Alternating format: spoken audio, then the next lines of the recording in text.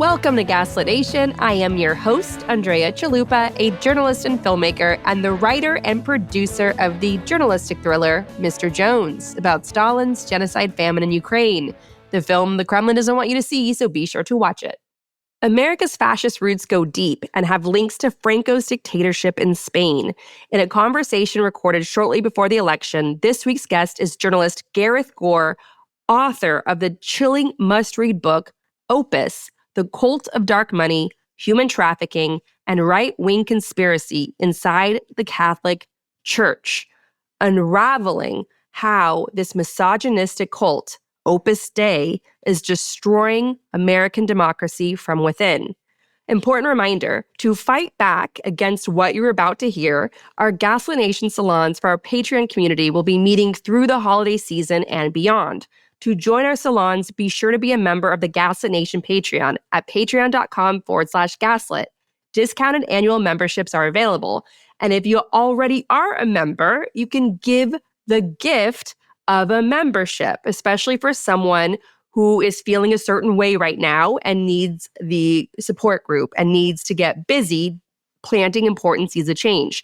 And if you're not yet a member, you can try it out for free. We offer free subscription trials. Thank you to everyone who supports the show. We could not make Gaslit Nation without you. And together, we are going to do big, creative, wonderful things and believe in the future. We are building the future together.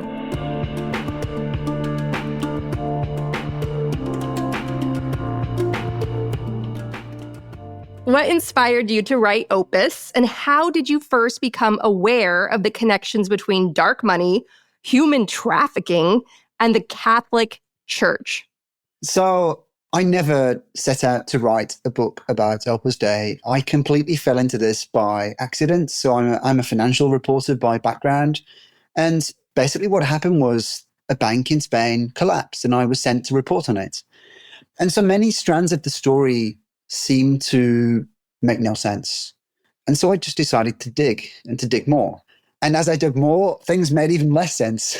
Until one day, I got a great lead from the former chairman of the bank, who'd run this bank alongside his brother. The older brother was called Luis Valls. He was a member of Opus Dei, and he'd been at the bank since the 50s. His younger brother, Javier, he joined the bank in the 60s, and he was the complete kind of opposite of his brother. They were like chalk and cheese. They were known inside the bank as Opus Dei and Opus Night. So the older brother, he lived a life of celibacy, kind of obedience to Opus Dei. He lived in this all-male Opus Dei residence in northern Madrid. And the younger brother, he was a party guy. He was a bon vivant. He kind of loved good food, good wine, went out to parties, schmoozed with clients. And so that's how they got these two nicknames. But they worked very well together. And so I met him in Madrid in 2019. And I kind of just said, so much of this makes no sense. In particular, this one big shareholder that seems to have vanished. Like everyone else is still around, is willing to talk to me, but this one big shareholder, I just can't seem to contact them or talk to them.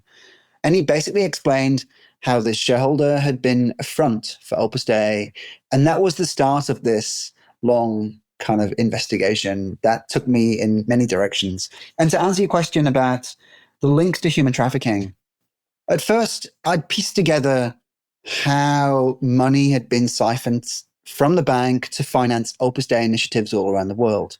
But at first they seemed kind of relatively kosher, you might say, or maybe that's the wrong word for a Catholic organization, but you know what I mean. These were like schools, youth initiatives, university residences.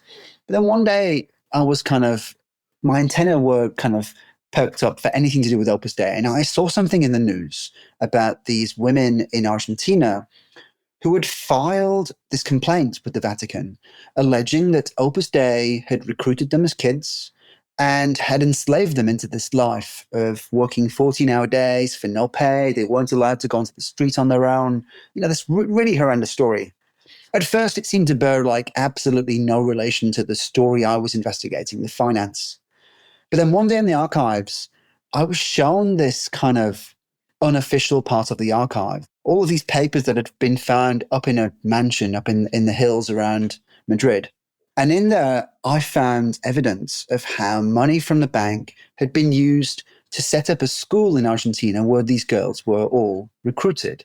And not only that, but there were dozens of other similar schools around the world in places like Nigeria and the Philippines. And so suddenly I kind of started to realize that the story was not just about the connections between this bank and this religious group, but something much bigger. I then kind of felt the need, I need to find out exactly what this religious group is and how this money is being used.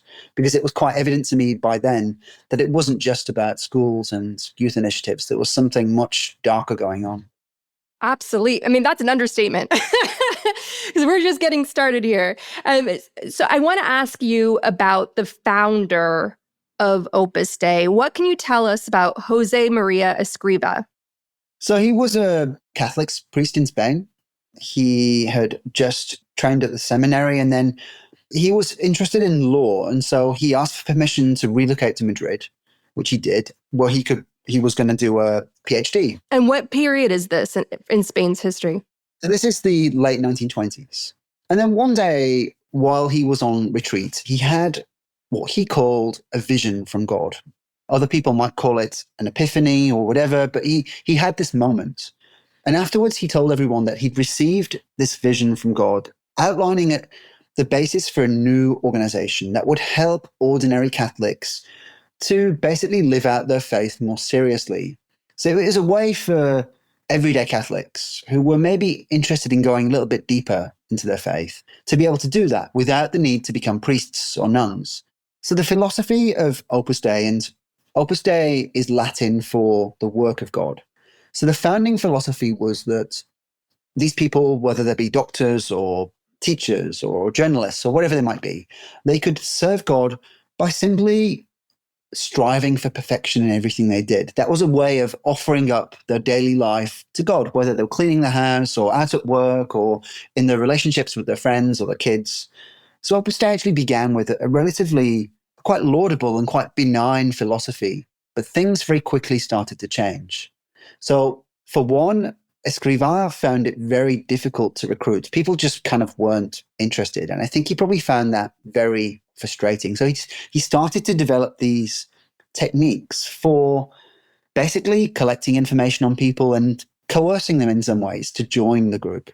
And he also started to make the group much more political. So this was Spain. By now we're in the early 1930s. Spain is a country deeply divided. It's on the verge of civil war. The workers are rising up, demanding rights for themselves. They've ousted the monarchy. They're beginning to turn their backs on the church, which they associate with, this really repressive regime that they've just overthrown. And Escrivá, this priest, sees all of this happening around him, and he's horrified that people are turning their backs on the church. And so he starts to remold Opus Dei into something completely different. So it maintains this kind of facade of all we want to do is help Catholics. But behind the facade, he's developing this new philosophy for a deeply political, deeply reactionary, deeply anti-modern, militant group. And he talks about how his followers, yes, I say he doesn't talk about this openly. We know this thanks to secret documents that have remained hidden within Opus Dei for almost 100 years and which were secreted out of the organization by former members and given to me whilst I was writing the book. So he began writing about how his followers were going to be part of this hidden militia that would infiltrate every part of society, and especially the kind of the top of society, the worlds of politics and the judiciary, education, journalism, business. And they would abuse their positions in society to basically carry out what Escrivá called the orders of Christ, which of course would come through him. And this was all happening during dictator General Franco's regime. So this was just before the Civil War when he was developing these ideas. And when Civil War finally broke out, Opus Dei was tiny. They had about 20 members. But after the war, after Franco's victory, things really started to take off. So Opus Dei started to receive quite a bit of financial and operational help from the Franco regime. Escrivá himself offered private retreats for the caudillo at his palace. The conditions of this kind of brutal dictatorship were almost ideal for Opus Dei. So Franco was worried about the potential for young people and for students in particular to potentially kind of rise up and be some kind of opposition to the regime. So he was very keen on enlisting members of the church, and in particular the clergy, to watch out for these people. So he made a new law that anyone living on campus had to live at a student residence that was run by a religious organization. And so basically, Opus Dei stepped up to the plate and said, hey, we can do that. And so what they did was in the early years of the Franco regime, they set up dozens of student residences all across Spain that were helping out the regime. But what they were also doing was creating these kind of closed environments where they could attract young men and monitor them and collect information on them and basically bombard them with this propaganda and push them into joining Opus Dei. In the 40s, Opus Dei really started to take off. By the end of the 40s, they already had a couple of thousand members from basically nothing at the end of the Civil War. What was fueling the spread? So I think a number of things. So Opus Dei was presenting itself. Because what we've got to remember, and I think this is probably going to be a theme throughout this conversation, there's one of many. What Opus Dei presents itself as is different to what Opus Dei really is. So what Opus Dei was presenting itself as back then in the 40s was something new. We're a new Catholic movement. We're going to be kind of getting back to the basics. We're going to show you as Catholics how to kind of, really serve God. And Spain was, even despite the upheaval of the 30s, Spain was still at its core a very devout Catholic country. And there were a lot of young people who saw what was happening around them. They'd seen the war. They'd seen the repression that followed the war, with Franco murdering tens of thousands of his opponents in peacetime. And I guess a lot of them were disillusioned, and they were looking for, I guess, something to fall back on. And Opus Dei became that thing to fall back on for many people. A lot of people fell for this philosophy of, we just want to serve God by doing our best. I think for many people, seeing these horrors around them and seeing the corruption of the Franco regime, belonging to this institution, this Opus Dei, was a way of almost kind of returning to their core beliefs and being true to their core beliefs. But there was also this hidden underbelly as well. And we kind of touched on that slightly, the monitoring of students, the coercion, the cult-like tactics, that the organization used to coerce young men and later young women into joining the movement. And also this kind of hidden agenda of, that they were recruiting among the student population, but the intention was that these people would be tomorrow's elite. So by recruiting people at the top universities, it was a way of ensuring that you had a finger in the pie when these people went on to get careers in government or in business or whatever. And it was a very successful way of doing things as well. Wow. And now it's a global enterprise, as we'll get to. And the connection of being a tool for Franco's brutal dictatorship, that's not the end of their long, illustrious, dramatic history. There's also the real-life connection to the Vatican's banker, Roberto Calvi, who was found hanging from a bridge in London. And that mysterious murder, including the sudden death of a new pope, and then the rushed appointment of John Paul II as the first non-Italian pope in many centuries, a whole series of intrigue that happened around the Vatican in the 1980s that would go on to inspire the film The Godfather 3. Could you speak a little bit about the connection of Opus Dei with those events? Sure. So I mean, thanks to its connections to the Franco regime, the organization did extremely well in Spain and started to expand to other countries. But it was viewed with suspicion in many of those countries. And it was actually viewed with suspicion by the Vatican for a long period of time as well. In the 60s in particular, there were two popes, so Pope John the 23rd and Pope Paul VI, who very much viewed Opus Dei with suspicion. The founder was adamant that the Vatican wasn't giving Opus Dei the kind of status it deserved. He lobbied those two popes to give it a higher status, and they basically said no. And actually, for a while, Pope Paul VI even considered launching a big investigation into Opus Dei amid all kinds of accusations of abuse and spying within the Vatican as well. But things really changed in 1978. Pope Paul VI dies. So the Pope that wanted to investigate Opus Dei, he dies suddenly, unexpectedly. Well, no, he's an old man. The Pope that dies unexpectedly is John Paul I. So he's elected in, I think it's August of 78. And 30 days later, he's found dead in his bed. And, all of the cardinals have to come back to Rome to vote again on a new pope. And, they're in shock. This guy that they've chosen just a month earlier, supposedly with kind of help from God himself, for him to die so suddenly, they're in confusion. What's God trying to tell us? And, the conclave is completely divided. They have to do 7 rounds of voting before they settle on this compromise candidate who's a real outsider, this Polish archbishop called Wojtyła, John Paul II, as he's better known by most people. Now, this completely transforms the prospects of Opus Dei. Up until that point, it's been facing a hostile Vatican and hasn't been given the change in status that it so craves.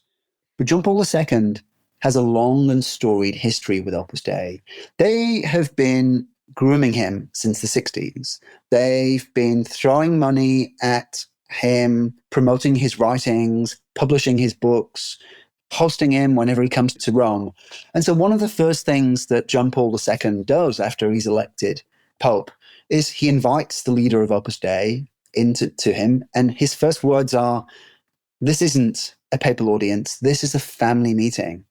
And almost immediately, he kicks off the process to give Opus Dei this new higher status.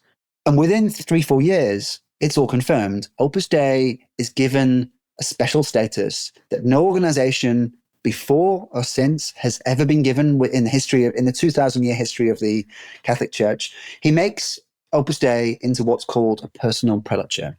And what that does is that it gives Opus Dei a green light to operate wherever it wants in the world, completely outside of the normal church hierarchy. So it can operate in Japan, Australia, Kenya, the US, without having to report to the local bishop or archbishop in whatever kind of diocese it's operating in. It can do whatever it wants. It reports only to the Pope. And that's the start of something really big for Opus Dei. And this is all happening against the backdrop of a major Vatican bank scandal of widespread fraud being exposed at the Vatican Bank, including connections to the American Catholic Church, as well as the Catholic Church being seen as a movement against atheist communists, the evil empire of the Soviet Union. That's also the significance of having Pope John Paul II coming from a communist-occupied country of Poland, where he was allowed to be active under the communist regime for many years.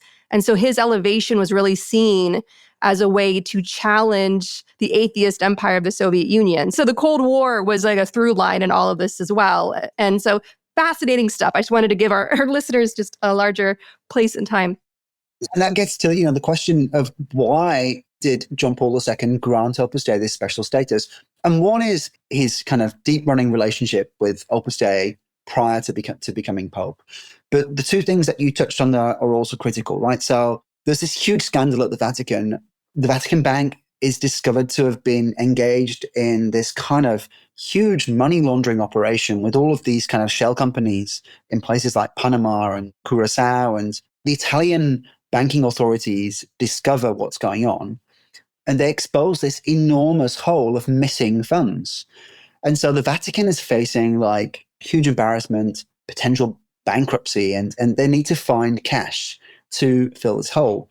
And so the guy, Roberto Calvi, who is charged with filling this hole, he, according to what he tells his wife and his kids, he is tasked with, he's basically told that Opus Dei is going to step in and help out. Whether this is true or not has never been proven, But anyway, this guy tells his wife that Opus Dei is going to step in, but what they're demanding is far greater powers, not just in the Vatican, but around the world, within church around the world. Within days of him saying this to his wife, he's found hanging under Blackfriars Bridge in London with kind of bricks and money stuffed into his pockets. The police initially say it's suicide, but then they reopen the investigation and they decide that his death it's a mystery, and to this day remains inconclusive. It was Opus Dei. Go on. We do not know. Okay, but yeah, I mean, certainly in the weeks following, there were a number of people close to Calvi, the banker who was found dead, who alleged that there was some kind of Opus Dei involvement in all this. We don't know, but certainly, that name has been thrown around ever since. So that's happening. The Vatican's desperate to it needs bailing out, effectively, the Vatican. And there's talk that Opus Dei is willing to step in and do that. But also, I mean, what you say, you have this ideological battle as well. And it's not just the free world versus the communist world. Within the free world, there's a huge division of opinion as well. These are the early Reagan years. Thatcher is in power here in the UK. It's real conservatives against more kind of liberal, progressive schools of thought. And the church itself also feels this division. So in the US, you've got all of these bishops, all of these Catholic bishops who are really outspoken about Reagan's policies in places like Latin America, where, you have in countries like Honduras and Nicaragua, you've got left-leaning priests that are being targeted by these right-wing militias. Funded by and supported by the Reagan administration. Absolutely. And so the Catholic bishops in the US are morally outraged about this, and they're rising up to defend their brothers in Latin America. But also, this is a moral outrage. They want to make a moral stand against this. The Pope is quite supportive of Reagan, and he's actually, I guess, in some ways, he's unhappy about some of these left-leaning priests in Central America and wants to stamp his papal authority on the church globally. And so in places like the US, the church is divided between left and right. And Opus Dei very much inserts itself into these kind of cracks. So, it's just been given this new status from the Vatican. It's coming in to a church deeply divided. It's presenting itself as loyal to the Pope.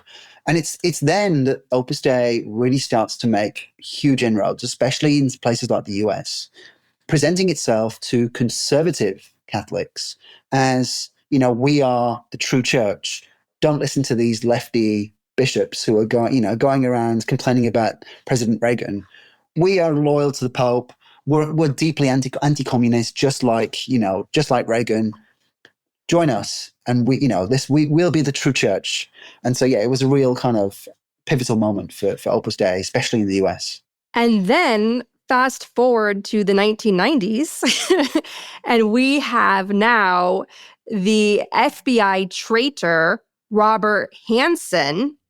He, it turns out, is a member of Opus Dei. Could you speak about him, his history in regards to this movement? Well, actually, this is going on already in the late 70s and 80s. So yes, he gets caught in the 90s. No, he gets caught actually in the early 2000s. So it's yes. Oh, right. They took forever to find him. Thank you. To find him, absolutely. But he's in 1981. So he and his wife are members of. I should say he died just last year. But sorry, was it earlier this year? Maybe. But anyway, he died very recently. But he and his wife were members of Opus Dei, and in 81 he starts spying for the Russians. I guess, we don't know for sure why, but it was probably about money. I think there was a lot of pressure to live a certain lifestyle, and he had all these kids that were being sent to Opus Dei schools and the rest of it. And so I think there was a lot of pressure on him to increase the family's finances. And so he starts spying for the Russians. In 1981, his wife discovers him in the basement with a pile of cash. And he basically confesses to her. He says, okay, look, I've been doing this terrible thing. I was approached by the Russians. They offered me all this money. I started giving them information, and I've got myself into this hole. I'm spying for them. So she then calls a very senior member of Opus Dei in the US, and the two of them go to meet this priest, this Opus Dei priest. And the priest initially says, yeah, it's pretty clear what you need to do. You need to hand yourself in. It's the right thing. You need to hand yourself into the authorities and face the consequences because, this is terrible. So they go home. I guess Robert Hansen is planning the very next day to go hand himself in. He's going to have one last night with his family. The next morning, the Hansens receive a call from this Opus Dei priest, who presumably he lives in the Opus Dei headquarters in New Rochelle, it was at the time, just outside of New York. And the priest calls and he says, you know what? I've kind of come to a different conclusion. I think what's best is if you don't hand yourself in, what you need to do is just give all the money you've got to charity and just stop spying for the Russians. Now, his incentives for doing this, we don't know. This guy's no longer around. But at that moment, that's when Opus Dei was lobbying the Vatican for its higher status. And it was on the cusp of getting this new high status. The last thing it needed was a huge scandal in the US with this double agent who was spying for the Russians. The priest that's offering this information is extremely senior. I think it's highly likely that after having a conversation with the Hansens, he consulted other people in the Opus Dei headquarters about what he should do. So anyway, there's this big change of heart. Hansen goes on to spy for another 20 years. He's considered the biggest kind of lapse in US national security in history. Some of the information he provides directly leads to the murder of Russians who were spying for the Americans and countless other important pieces of national security information. Sort of like all those Russians that ended up dead when Trump became president, elect. As Peter Strzok said, as FBI agent, Peter Strzok said under oath to Congress, was it him? No, it was somebody else. But follow the trail of dead Russians. So go on. And so Opus Dei gets to keep this story out the news. There's no scandal, but the wider impact to US national security and to these people who lose their lives is, there's a huge cost for Opus Dei being able to maintain its good character in the US at this critical time. Oh my gosh. So let's take it to present day. What is Opus Dei's role in helping establish a Catholic majority on the Supreme Court that overturned Roe v. Wade and so many other major landmark cases that have furthered progress in America? I mean, as we were saying a little while ago, Opus Dei, right from the beginning, it's had this secret mission to infiltrate the upper echelons of society. And it's done that very successfully in the US. So right since the 1950s, it's really targeted its resources at Washington, D.C. because, if you want to influence policy, Washington, D.C. is the place to do it. And the membership numbers are really quite telling as well. So Opus Dei in the US is not particularly big. There are only about 3,000 members. These are the official numbers. Whether we can believe them or not, I don't know. But officially speaking, there are 3,000 members of Opus Dei in the US. And what are the odds that Robert Hansen is a member? That's pretty... Well, this goes right to my point. I mean, so you would expect as a Catholic organization that the main hubs of Opus Dei membership would be in Catholic cities like Boston or Chicago or New York.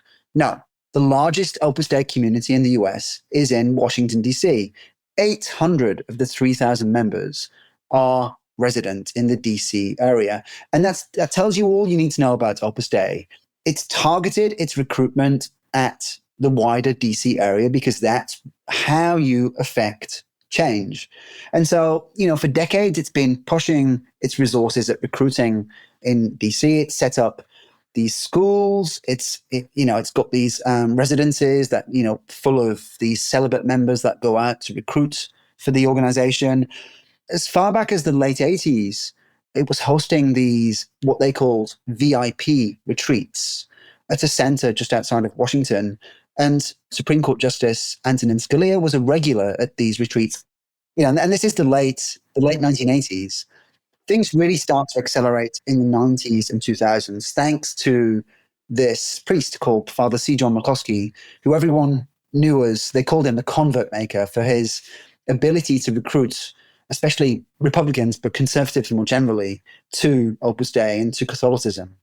Opus Dei these days, the main hub of Opus Dei in DC is this place called the Catholic Information Center, which is just a bookstore and chapel. But, as we were saying earlier, Opus Dei is two things. There's one thing, the thing it presents to the world. The other thing is this kind of hidden mission to infiltrate the corridors of power. And for the past 15 years or so, the CIC, this bookshop and chapel, has been a hub for radical conservatives in Washington. Its board reads like a who's who of the kind of radical Republicans. People like Leonard Leo, people like Bill Barr, Pat Cipollone. It's become a center where these figures congregate, and it's also a center where they go and they receive spiritual direction from the Opus Dei priests there. Kevin Roberts, the president of the Heritage Foundation and the architect of Project 2025, is another regular at the CIC. So Opus Dei has very successfully inserted itself into the political, judicial, lobbyist circles in Washington. It's recruited heavily from those circles, and it now has huge amounts of influence within those circles. And to come back to what you were asking about the Supreme Court, so of course, Leonard Leo, who's a director at the CIC, at the Opus Dei Center in Central Washington, this guy is credited with almost single-handedly orchestrating the conservative stroke Catholic takeover of the US Supreme Court. And he's been helped along the way by a bunch of Opus Dei members. So there's this couple called Neil and Ann Corkery who were, I guess, the bag holders for Leo. So they were running a number of nonprofits that channeled dark money raised by Leonard Leo and funded the campaigns to push the candidacies of these ultra-conservative, Catholic-leaning US Supreme Court justices. There's no implication here that Leonard Leo is acting on the orders of his Opus Dei handlers or the Opus Dei leader in Rome. But what Opus Dei has done very successfully is create this network of like-minded radicals that are kind of, I guess, affiliated or loosely affiliated to the CIC in Central Washington. And it's become this hub for this reactionary agenda. And, it's not just a kind of a spiritual movement or a political movement. There's huge amounts of money also sloshing around with all kinds of nonprofits helping to kind of fund this agenda and push it forward. How are the non-profits allowed to do that legally? Well, it all boils down to the change in law in, was it 2009, 2010 in the US that kind of allowed these funds to hide where the money was coming from. Jane Mayer writes about this extensively in her book, Dark Money. The ruling from the Supreme Court in, I think it was 2009, basically opened the door for these funds to collect money from anonymous sources. And Citizens United? Exactly. Sorry, Citizens United, yes. So this kind of paved the way for all of this.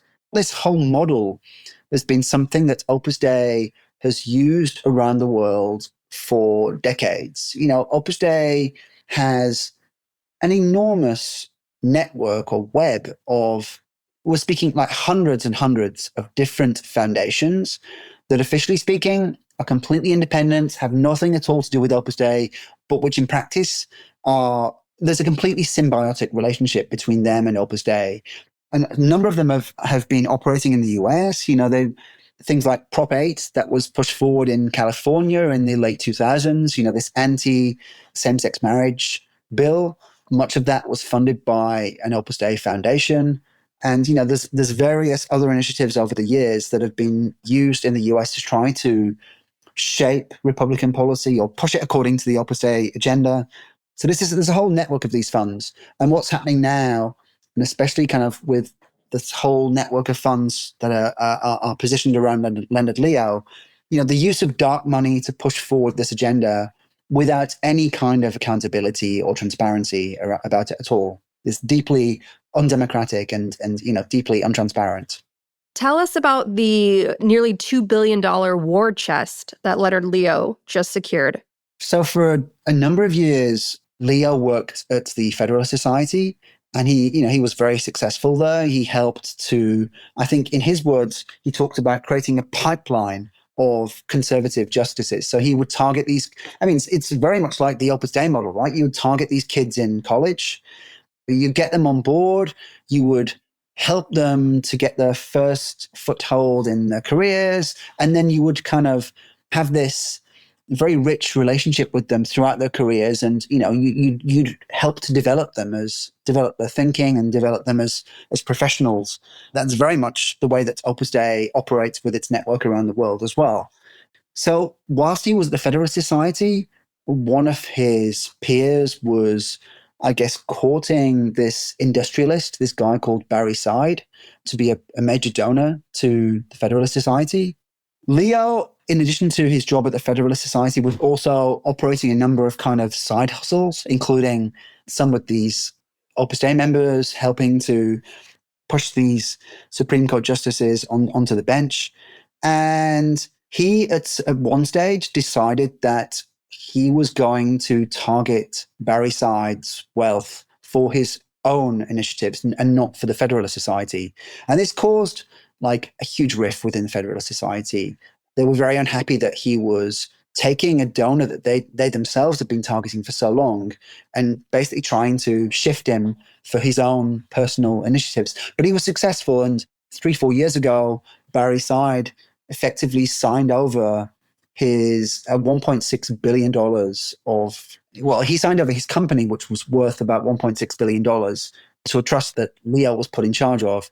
And since then, Leo has diverted hundreds of millions of dollars of that money to fund various radical right-wing initiatives, not just in the law, but in education, in public policy. He talks these days about wanting to crush liberal dominance in every field, whether it's academia or whether it's journalism or the entertainment industry, whether it's in terms of like trying to address issues around the environment. He's using this war chest to fund this radical, reactionary, anti-progressive, anti-modern agenda. What can be done to stop this or counter it? We need good billionaires if they exist. I do not know. I mean, and that's very much a question for the American people. Sitting on this side of the pond, British democracy is not without its faults, and there's money sloshing around, I'm sure, as well, but not even to, nowhere near to the same extent as there is in the US. I find it deeply troubling that these huge pools of money are sloshing around and shaping the agenda, shaping what policies are considered. In my eyes, the US has. I'm trying to choose my words carefully so as not to be. You don't have to do that here. To be offensive, but it's because I guess I feel it's kind of not my place to. I think it should be deeply troubling to the American people the way that democracy has become bought and warped by these huge pools of money, and it's not just the right that's doing this. Leo himself makes the point that there are huge pools of money on the left as well, which is true. And I think moving forward, US democracy as a whole needs to think about the role of money in decision making and in the way that policy is discussed and shaped, because it seems like a very dangerous game to me. It certainly is. Look at where we are now. What about the evangelicals? They are a huge part of the Republican base. How do they interact with Opus Dei? Is it a turf war? Are they united in a coalition? I think Opus Dei, over the years, has shown its willingness to ally with certain other parts of the church and Christian groups more generally, but also, even more widely, Jewish groups too, where the interests are aligned. For instance, in the late 2000s, when it was trying to push through Prop 8 in California, it actually teamed up with the Mormon Church to do that and got huge amounts of funding to, they basically put in huge amounts of funding together to push forward this agenda. And I think kind of more recently, Opus Dei and kind of the Leo network more widely has kind of found common ground with I guess, some of the more Zionist movements out there as well, because, it's a way of teaming up to jointly hit back at the left. So it does pick its battles. Opus Dei sees itself as, I guess, the elite of the church. It sees itself. So, these are very convenient alliances for now, but they'll be dropped as soon as their interests aren't completely aligned, because the founder of Opus Dei talked about working towards the complete re-Christianization of society. That was the ultimate aim of Escrivá. He never talked about this publicly, but this is, thanks to these hidden documents that I got my hands on, we now know that this was his absolute agenda.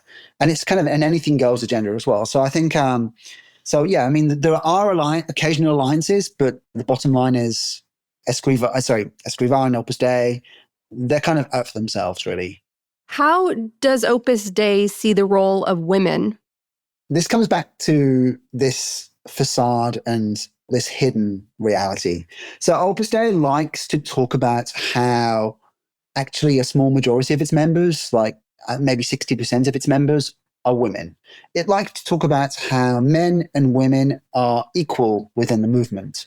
So they have these different classes of members, mainly numeraries and supernumeraries, which are basically celibate members and the non-celibates who live at home with their families. Men and women can aspire to be, I'm not sure aspire is maybe the right word, but men and women can be part of either those forms of membership. But when you kind of rip down that facade, behind it, there's very different, quite misogynistic dynamics going on.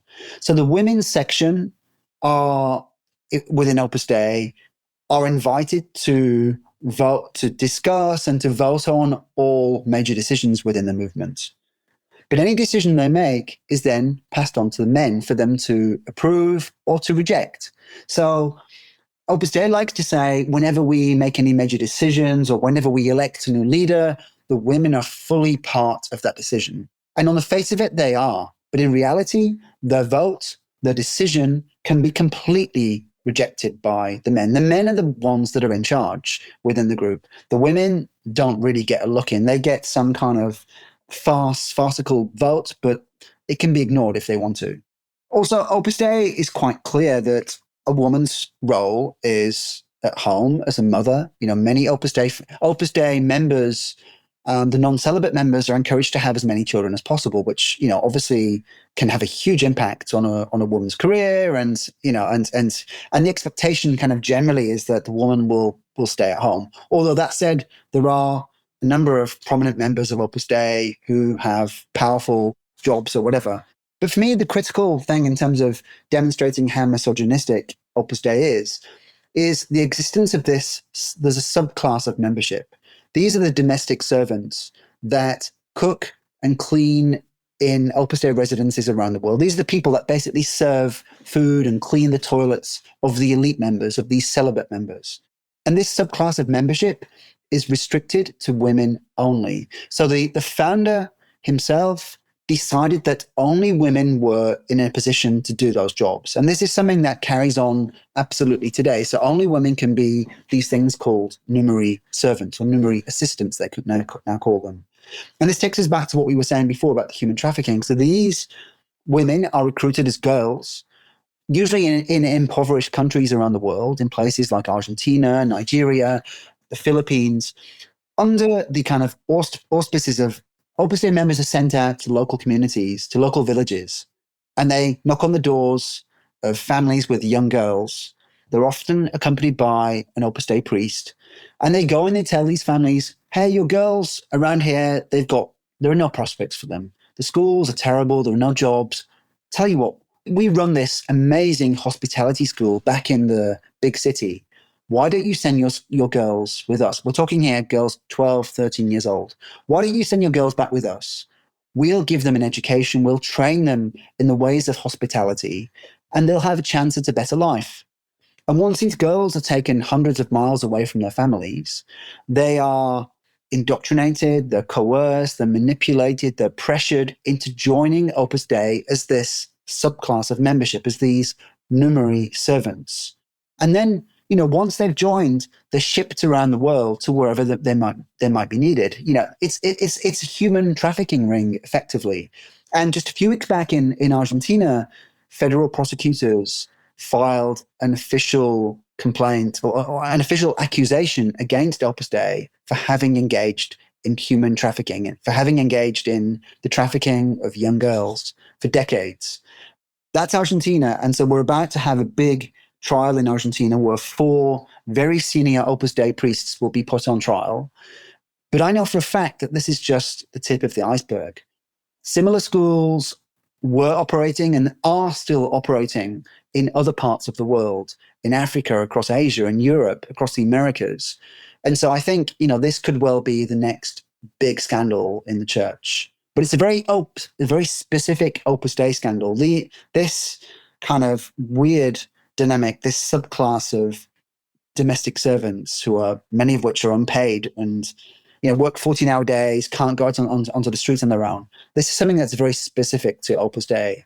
And I think the Argentina case could be the start of something much, much bigger. So the enslavement of girls and women, that also includes the vulnerability to sexual violence. What connection is there to a sense of like an elite pedophile criminal ring we often hear about in regards to QAnon, to Jeffrey Epstein's network? It seems like this would fit the bill for that. There must be some connection to that. Well, Opus Dei, like many other parts of the Catholic Church, not just the Catholic Church, but religious groups in general and society more generally, has had its fair share of sexual abuse scandals, including actually with Father C. John McCloskey, who was this great priest who converted many of the great and the good of Washington, D.C. in the 90s and the 2000s. He himself had to run off to England to escape charges of having molested one of his parishioners. But I think the sexual abuse scandals in Opus Dei have been kind of relatively few and far between. That said, the organization hasn't always dealt with them very well. On a number of occasions, it's tried to cover them up. In the case of C. John McCloskey, it paid the victim $1 million to buy her silence. And we've had similar instances around the world where it's tried to cover up the abuse or tried to pay people off to prevent it from coming out. But I think the major scandals within Opus Dei right now are not particularly sexual. It's more about abuse and manipulation. It's about the recruitment of minors. It's about the targeting and grooming of children in order to join the group. It's about the abuse of the celibate members once they decide to become members. Every minute of their existence is highly monitored and controlled. They're under this acute pressure to recruit constantly. Some of them crumble under the pressure and they have acute mental illnesses. And Opus Dei prescribes them with this whole cocktail of drugs to kind of basically ensure that they can continue recruiting and proselytizing for Opus Dei. There's no real attempt to cure them or to get to the bottom of the mental health issues. It's all about filling them up with drugs so that they can carry on working for the organization. So it's more about psychological and spiritual abuse rather than sexual, I think. I mean, there have been sexual abuse instances, but I think the systemic issues are more to do with psychological, emotional, and spiritual abuse. Are any members of Congress Opus Dei members?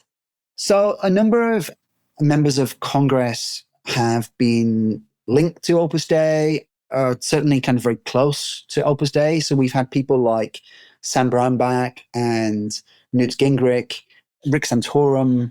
These are all people who, Rick Santorum, he went to a big Opus Dei conference in Rome in the early 2000s where he gave this speech talking about, how much he took inspiration from the founder of Opus Dei.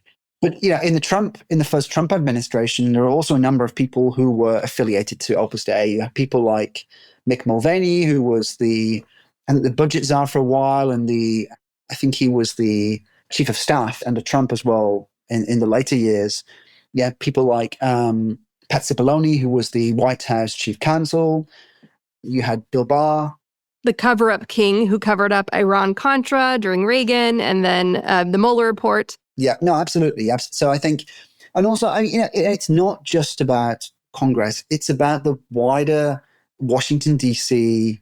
kind of lobby groups and all of these political groups. So like, one of the most prominent members of the kind of Republican establishment these days is a guy called Kevin Roberts, who's a regular at the Opus Dei Center in central Washington. He gets his spiritual direction from the priest there. And this is the guy that is the architect of Project 2025. And J.D. Vance wrote the foreword to his book. Absolutely. So he's very close to J.D. Vance. The two of them have penned kind of joint op-eds together. They've appeared kind of jointly at, various public events. As you say, J.D. Vance wrote the foreword to Kevin Roberts' book, which was due to come out in September, but which was pulled and delayed until after the election, possibly because it was not very politically convenient to have that book coming out right now. But there's a video of Kevin Roberts at the CIC also talking about how he takes inspiration from the leader of Opus Dei. These are guys that have been weaned on this Opus Dei philosophy. So, and not only, the connection isn't just that. So Kevin Roberts, Project 2025, he's the brains behind it. He's the architect of the policies. He's brought a number of Opus Dei members and affiliates on board to write sections of Project 2025.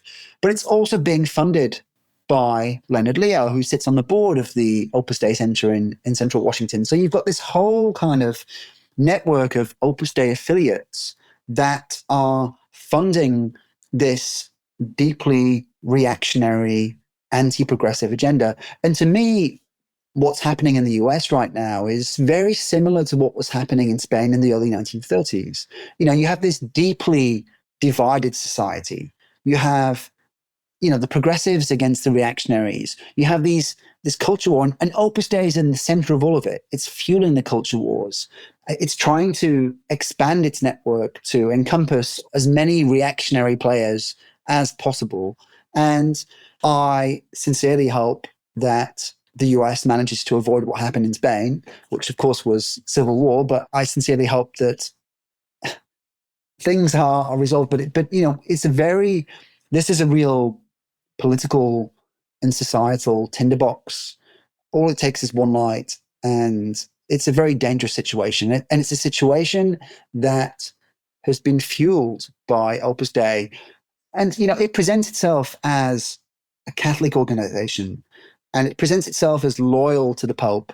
But what it's doing in fueling the culture wars and providing a platform to some of the more kind of outspoken radical voices on the right is completely at odds with the kind of agenda that Pope Francis is trying to push. So after the last election in the US, Pope Francis issued a statement where he basically called for people to come together. He said, now is a time for reconciliation. Opus Dei completely ignored that. And what it did was ally itself even further with these radical voices. Instead of trying to bring people together, it tried to sow further division within US society. So speaking of that, what role did Opus Dei play, if any, with the attempted violent coup on January 6th? I don't believe Opus Dei played any kind of direct role in that. But what it did do is, in the weeks afterwards, it provided a platform to a number of people who were, I guess, on the extreme end of some of the culture wars that we've seen. Like it almost tried to position itself to take advantage of this really horrendous moment in US history. And like I said before, it was almost trying to, in some ways, fan the flames of the culture war. Complete opposite to what Pope Francis himself had appealed for. Is there any pushback from Pope Francis's Vatican? Oh, absolutely. The Pope is well aware of the abuses and some of the more questionable practices that Opus Dei has been involved in over the years, both towards its own membership and also in terms of influencing society more widely through politics or whatever, and through the school network that it operates. And so the Pope, for the past 3 years, has been very delicately, very kind of gingerly almost, trying to clip the wings of Opus Dei And so he's made two papal decrees, these things called motu proprios. The first effectively downgraded Opus Dei, within the church hierarchy. So once again, what he was doing was putting Opus Dei under greater accountability. We were saying before that Opus Dei only reported to the Pope in the past. So he's kind of inserted Opus Dei back into the normal hierarchy of the church. It now is kind of answerable to the bigger hierarchy of the Vatican. But that was a kind of a warning shot to Opus Dei. So he was basically telling them, you need to put your house in order. If you don't, then I will. So after that first warning shot, they effectively completely ignored him. They tried to redraw their internal rules and they presented them to the Vatican. But the Pope said, no, you aren't really addressing the real problems here. So he gave them a second chance. He issued another motu proprio. This time, he laid the groundwork for a formal intervention if one were necessary. This was, basically saying, if you don't sort yourselves out, I'm going to intervene here. And once again, Opus Dei has completely ignored that call. It has failed to push through the kinds of reforms that the Pope wants.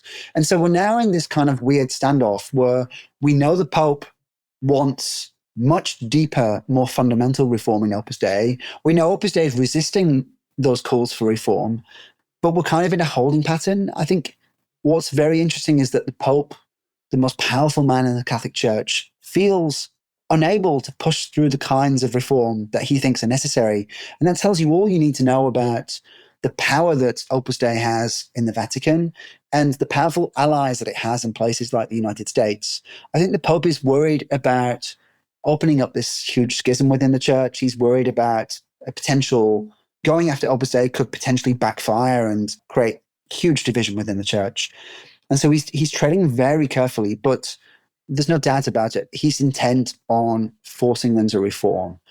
But what we have now is, with this standoff, Pope Francis is, rapidly approaching 90. He's not in the best of health. I think Opus Dei is almost kind of playing for time. It's trying to run the clock down, hopeful that once Pope Francis passes, maybe the next Pope will be more conservative. And certainly a number of Opus Dei allies have been throwing money at trying to influence the next papal conclave to ensure that a more conservative Pope is elected. If that happens, Opus Dei may well be able to continue as it has been doing for the last 100 years without having to push through any major reforms.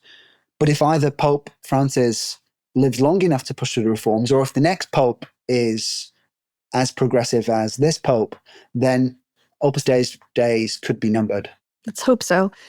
And final question to you. During your time researching this book, were you ever threatened? How did you handle the sources, including the interviews? Were people afraid to come forward? I've never personally felt like I'm in danger. Maybe I'm naive, but I've been asked that question many times, including by, not just by journalists, but by, people I've been interviewing. A number of people have been scared to speak out. They've asked to remain anonymous in the book. My acknowledgement section includes, I've had to take a number of people's names out, especially people in Spain, just because the influence of Opus Dei goes a very long way, especially in places like Spain. And people were fearful of not so much the security, but what it might mean for their professional career if they were associated with a book that was openly critical of Opus Dei. But no, I haven't felt threatened. Since the book came out, I've received a huge amount of vitriol online with, from a number of people who profess themselves to be devout Christians, which, I find odd. But yeah, it's been a real eye-opener. Something happening to me would be the worst possible outcome for Opus Dei because it would shine the light even more greatly on them. So in some ways, I feel like the safest guy in London at the moment, but I'm not sure. Maybe I'm naive. Are they sending bot farms after you, or do you think they have bot farms? They have a type of bot farm, I guess, which is their membership. And so it's quite clear that they very heavily leaned on their membership to post negative reviews about the book, to spew out the Opus Dei talking points about the book, about how it's all lies and it's all made up. And, that tells you all you need to know about Opus Dei. Instead of coming out and engaging with me directly to talk me through exactly what's wrong with the book. They're using the kind of affiliates to do it. They're hiding behind the membership to do this. So whatever. I mean, I'm absolutely confident that everything in the book has been thoroughly vetted by lawyers and editors. And, we are confident that the book is accurate. And so, they can throw at us whatever they like. We know it's true. Well, they say if you're going to take a shot at the Illuminati, you better not miss. So thank you so much. This was a fascinating interview, and everyone needs to read your chilling book, Opus. Thank you very much for having me on.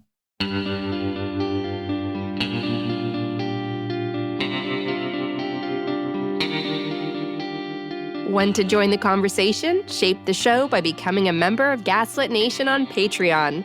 Join our community of listeners for exclusive Q&A sessions, bonus shows, get all episodes ad-free, invites to live events, and more. Most importantly, connect with other listeners in our group chat and committees, planting seeds of change. Sign up at patreon.com/gaslit. Gaslit Nation hosts Resilience Political Salons every Monday at 4 p.m. Eastern. Can't make it live? Recordings are available to our community on Patreon. Salons are your space to vent, ask questions, and connect with other listeners who also really, really hate Nazis. To help Ukraine with urgently needed humanitarian aid, join me in donating to Razom for Ukraine at razomforukraine.org. To help refugees in conflict zones, donate to Doctors Without Borders at doctorswithoutborders.org. And if you want to help critically endangered orangutans already under pressure from the palm oil industry, donate to the Orangutan Project at theorangutanproject.org.